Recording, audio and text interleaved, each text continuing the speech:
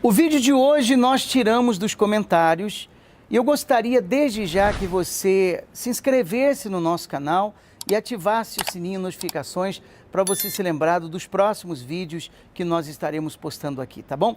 Pequei contra Deus, o que faço agora?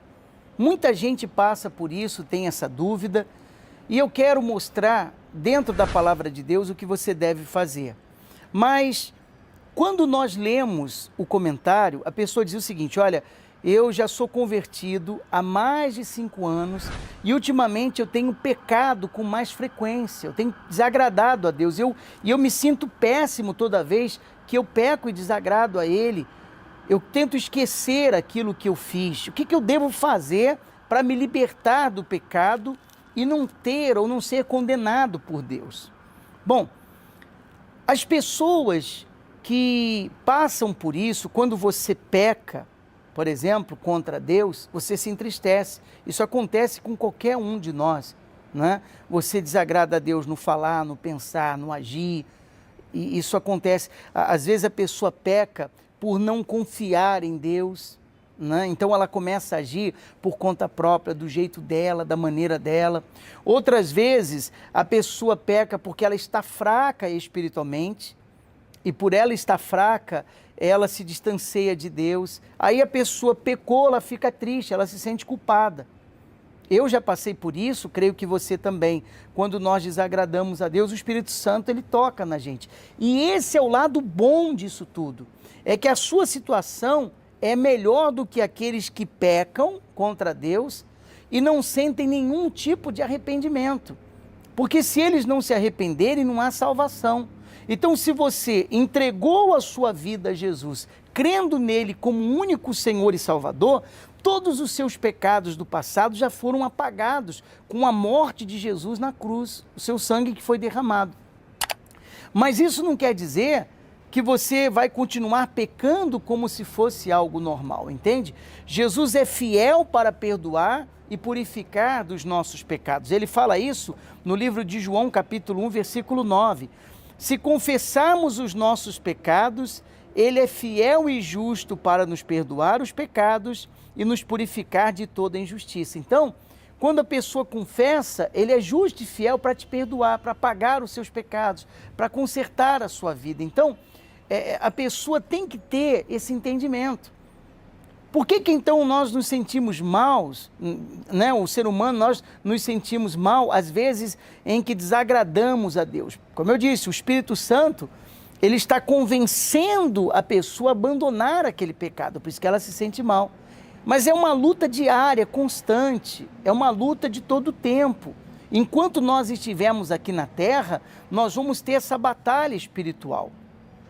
O temor de Deus é o que conserva e mantém uma pessoa de pé, para ela não cair em tentação, para ela não se envolver com o pecado.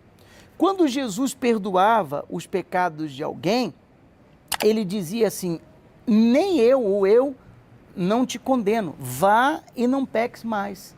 Vá, você está livre desse pecado. Então, se você acabou de pecar contra Deus, por exemplo, acabou de desagradar a Deus, você está entristecido por isso, busque a Deus com um coração arrependido e deixe toda a culpa para trás, toda a culpa que você sentiu, está sentindo, mas você tem que ser movido por esse arrependimento. Não dê ouvidos às acusações e creia que você já foi perdoado através do Senhor Jesus, porque com arrependimento sincero, Ele lava, limpa e perdoa. Então a pessoa pecou, ela diz: e agora? O que fazer?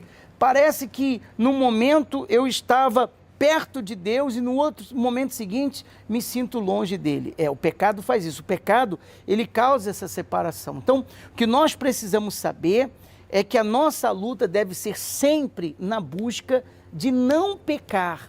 Buscar para não pecar contra Deus, não desagradar a Deus. Por isso que o Senhor Jesus, ele disse: vigiai e orai, para que não entreis em tentação. O espírito, na verdade, está pronto, mas a carne é fraca. Jesus falou sobre isso. Quer dizer, a pessoa, se ela não se cuidar, ela está sujeita, ela está propensa a cair na carne, a cair no pecado, a desagradar a Deus.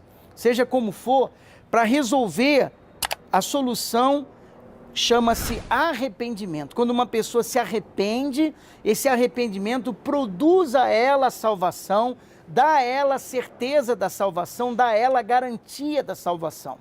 Devolve a ela a alegria da salvação.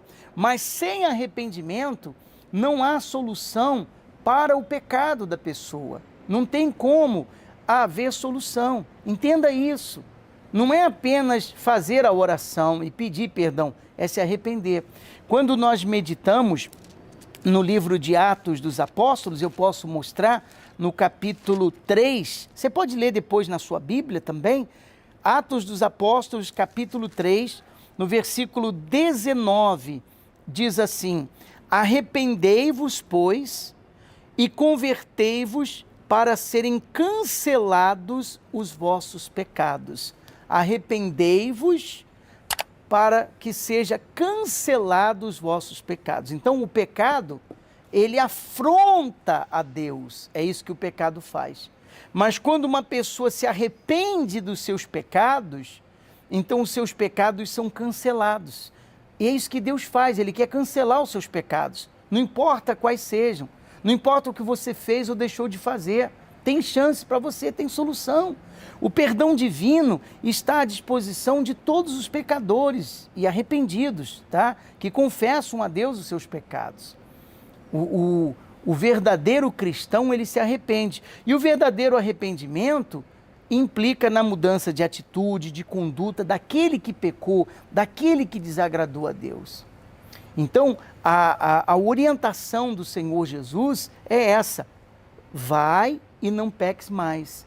Então ele apaga o seu passado, ele limpa a sua vida e ele põe as coisas nos seus devidos lugares.